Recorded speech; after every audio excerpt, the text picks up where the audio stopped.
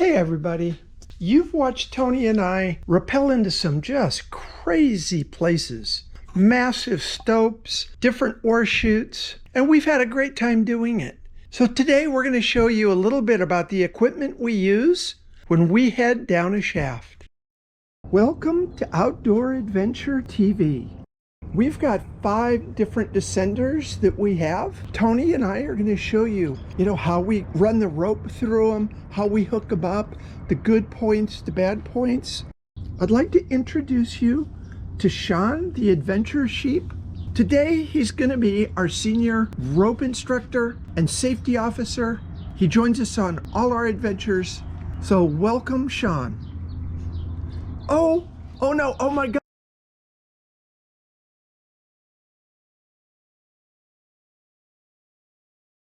There's Tony up on top rigging some demonstration lines for us, so you can see how everything works. And that's a typical Tony position, up on top and rigging. This is a Petzl Stop. This is the abseil device that I use all the time. I've been using one of these for 10-15 years maybe. This is the older style. You can't get these anymore from new. There's a newer style, looks exactly the same, but it has a handle that pulls down. A lot of us still use the old ones. We're quite happy with those. So how this one works, I will clip in, first of all, do it up, go through the bottom there, you release it to open it up, has got a diagram to show you where the rope goes. And the way it works, in through the bottom, through the middle, out the top, swing it around, pull some slack through, and it's designed, I can turn this way because that's the way it wants to go, it's designed to basically lock off when you put load on it so it doesn't slide. To make it go, you just pull the handle in and it releases it. The right hand is purely to guide the rope to it. These have a reputation of, although they're called a stop, we generally call them a not stop or a slow. Depends on the type of rope. Also depends on the condition of the upper bobbin. There's 2 bobbins. The upper one wears.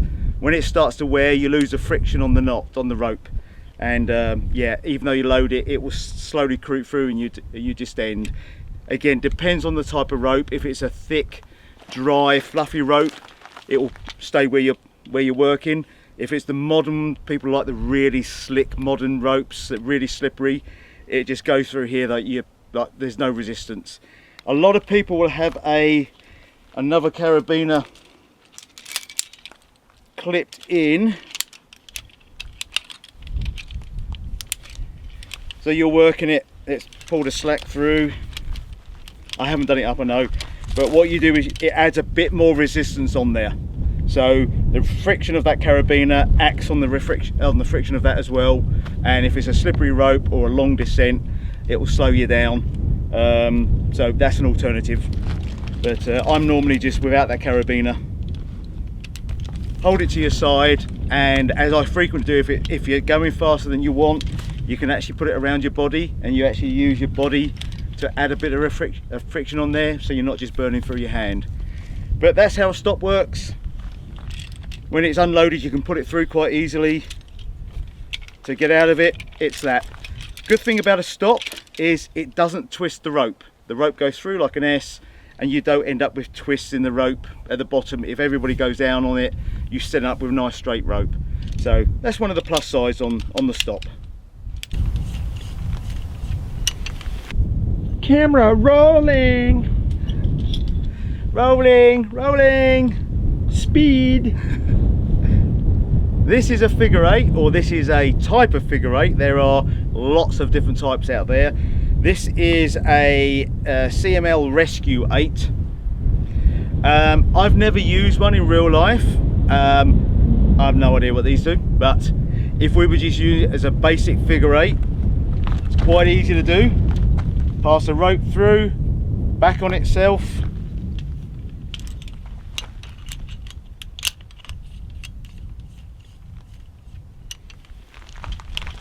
into the carabiner, and off you go. This is a pure friction device. It doesn't lock off, you let go, it just goes. So this is more for rock climbing than anything else, or for belaying. If you're belaying someone while they're climbing, you've got good concentration, you should be holding on without fail. To go down, again, you have the right hand down, your left hand, difficult with this one, you can put it up there, but people tend to want to grab the rope and then you end up hanging on this and getting friction burns. Quite often, if you can, the best thing is to hold on to the bottom of the device itself. Get your hands away from the rope. Get the device doing the friction, doing the work. This hand is controlling, same again, take some slack. You put a weight on and the friction just holds it.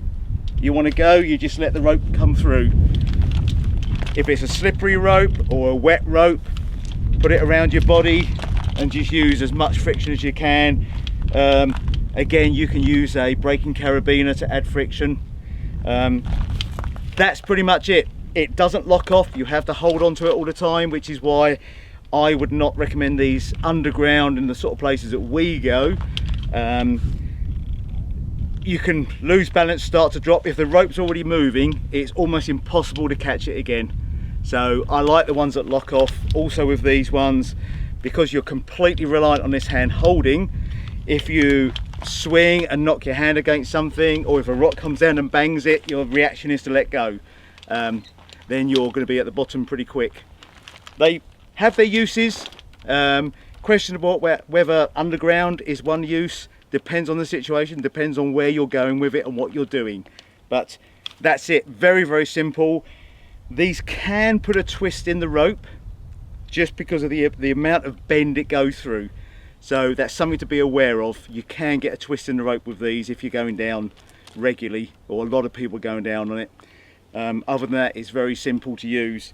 To release it, put it out and off you go. Downside is you have to take it off to release it, which means it's very easy to, whoops, drop it. So another consideration with these devices, the stop that I showed you earlier is connected on, so it doesn't fall off. These you have to make sure you hold on to it. But there you go, different versions of it, still the same thing, a small hole and a big hole in a figure of an 8. That's it. I want to give a big thank you to my dear friend Max Berry. He donated to our fuel and snack fund, so thanks a lot, Max. I really appreciate it. And if any of you are interested in contributing to the fuel and snack fund, there's a link, PayPal link, in the description of this video. Thanks a lot. Oh, hello folks. This is Gear TV, not that kind of gear, Jeff. Are we rolling? Yeah, we'll save these for the end. We have a Gri Gri. This main use for this is belaying for lead climbing. I'm at the bottom feeding the rope out and some maniac is climbing up a rock and I'm feeding the rope out to them. So that's one of the uses for it. That's where most of these are used. You can use them for abseiling as well, no reason why you can't. Quite light and compact, very, very simple mechanism inside. All of these have got instruction of where the rope goes and who stands where and what we do.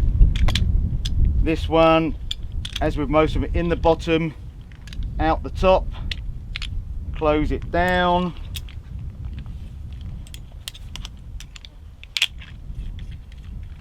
Through the carabiner.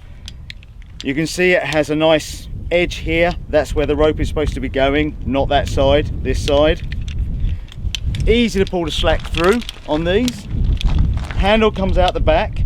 This is again a locking device, so if I'm doing nothing, it will lock off, I can let go.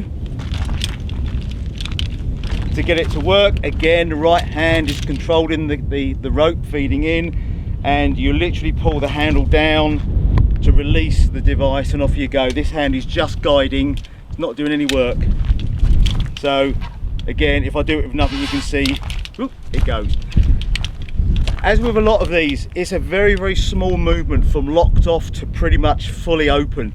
The stop isn't too bad, but because you grip the stop, so you have a slow movement. With this one, your whole hand moves, so it's very hard to do a fine adjustment on it. You tend to be, you tend to want to swing it all the way.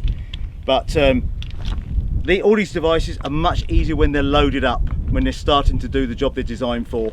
So you load them up, hold it down, and then you can just slowly let it out and you'll be going down. Let go, it locks off. To release it, again, take it all the way off, and this is one of the devices where you have to hold on to it. It doesn't stay attached to you. So another downside of one of these, don't lose it because you could be in trouble. But that's a Gri Gri. It's a very old type of device now. Very few people, I don't think I've ever seen anybody underground using one of these, mainly rock climbers, but these have been superseded with other devices like the ID and all sorts of other things. But that is another option, a Gri Gri, quite nice. We have a Petzl ID. This is an I'd S. There are a few different types of the Petzl ID. Not sure if this is the first version or the second. It's one of the earlier ones, I know that. I've never actually used this in the wild, but I'm aware of it. Lots of people do have these. Some people say they're great, some people can't stand them. There's pros and cons, as with all the equipment we've been using. It has a camming mechanism exactly the same as the stop and the Gri Gri. The rope gets jammed into there and that's what does all of the work. With a Petzl ID, if you let go of it, it locks off. You turn it all the way around and then you have a small area which is like the throttle, the working range. But if you put it all the way down, it will lock off again. I'll put it on the rope and show you how that works. So it's got some safety devices built into it. This is another device that stays on you, so once it's attached to you, you're not going to lose it anywhere. Open it up to find all the innards. You've got instructions again, as with all of them, how it goes. The handle goes all the way around and that opens up the ropeway here. Down and through, quite simple. Close it down, put it back on the carabiner, take the slack. Like I say, this is one that naturally locks off, so you do nothing, it's locked on. Nice thing is you can pull the slack through very easily on these. It has a rubbing collar on this side to show you where the rope's going to be going. Handle goes all the way around. Do it this way so you can see. So you weight it up, you pull the trigger and it slowly releases the slack. And as I say, it locks off if you pull too hard. So if you go too far, it clicks and it's locked off again. You can let go, it stays locked off. So it does have the advantage of being able to lock off on its own when you're not touching it, or if you panic and pull too hard, it will lock off both ways. Downsides, it's a bit big, it's a bit of a lump. I've no idea why the handle has to be right around this side. It seems to be a complete waste. You've got to bring it all the way around before it does anything. One of those things. People have said, similar with the Gri Gri, and also the new Petzl Stop that has a handle similar to this on it, is there's actually a very small range of movement. See, I've locked it off already. There's a very small range of movement and you're doing your whole hand with it, so it's very hard to gauge like that. I go back to the Petzl Stop where you actually squeeze the trigger and you can do a much finer movement with the trigger than a whole handle. So lots of people, you get used to it, I know, but when people start off, they'll be and then they release it and they go down a little bit and then and lock off. You see them kind of just bouncing down the rope. You can ascend a rope with these, mainly because it's so easy to pull the slack through. You're better off using the equipment that's designed to ascend rope rather than this, which is really a descender. That's pretty much how that works. Happy with most ropes, same with all of them. the rope's a bit thicker, if it's a bit dirty or fluffy or dusty, as you guys have in America, it's more dust than mud, it gets a little bit sticky and it's a bit jerky going down the rope. Other than that, it's pretty simple. The mechanism is quite simple inside. This has another feature which I will demonstrate by trying to descend on this thing. There we go. It has an extra thing in here which I'm going to show you off the carabiner. So that's the way it normally works. If for some reason you manage to rig it the wrong way round, so upside down for instance, sorry me juggling this around, put the rope in the wrong way, I'll show you with this open so you can see what happens. When you go, as you drop down on it, he says, there's a cam with teeth just here which will grip the rope and turn up. So if you were to jump off the edge of a cliff with this rope down the wrong way, it would actually lock off, so at least you won't fall to your death. You're going to be stuck hanging on a rope, but it locks off as a safety device. Is it worth it? Not sure. If you're rigging this the wrong way, you're probably doing other things wrong as well. It's kind of good that it catches you, but in theory you should be checking this. You should have cow's tails on first of all, hook yourself on, load the device up until you're sure it's rigged right and it's holding your weight, then you release your cow's tails and go down on this. So you should find out you've rigged this backwards before you actually got on it. But it's a safety device. I can imagine it probably does work quite well. You know, it just seems an extra function that you don't really need. None of the others have them. It just relies on a bit of knowledge and common sense. But there you go. So that's what else you get with this thing.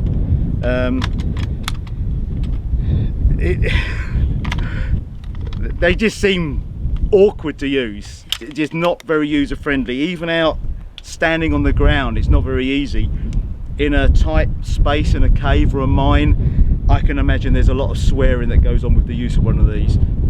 Each to their own. A lot of people use them. A lot of people have used them and gone back to older equipment.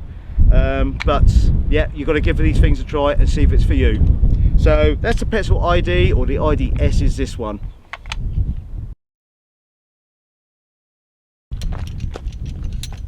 Now, here's the descender I've been using, oh, probably since most of you were before you were born. This is called the rack. Used in caving quite a bit, not so much anymore, but back in the day it was absolutely a caving device, and I've been using them, as I say, just pretty much forever. They're very rudimentary. They work well if you do everything right. There's a downside to them if you hook them up backwards. These little friction arms pop open, the rope falls out, and you fall to your death. Had a guy I knew in high school that he didn't die but came very close. So, you know, drugs in high places don't mix very well. But this, all you have is a set of bars that add friction to the rope. So you'd put the rope through, put the crossbar in, making sure that when the rope tightens up, it's pulling that crossbar tight. And you put the next one in, again, put the rope through, put the other crossbar in, pull the rope tight, and now you've basically got a friction device that when it's hooked to you will slow you down as we would like it to, because we don't want to go plunging to our death. As a rudimentary device, it doesn't go up very well, it simply goes down. I'm going to go ahead and clip in with it.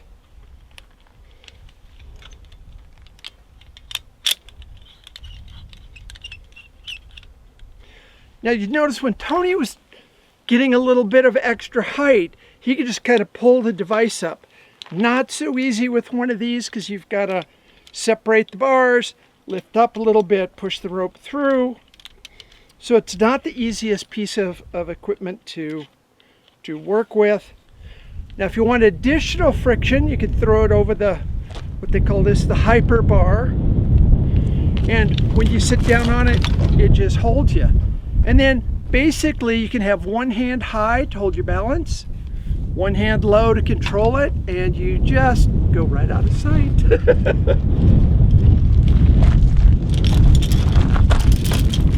It's a long way up from the ground. Anyway, it's a very simple device, very easy to control.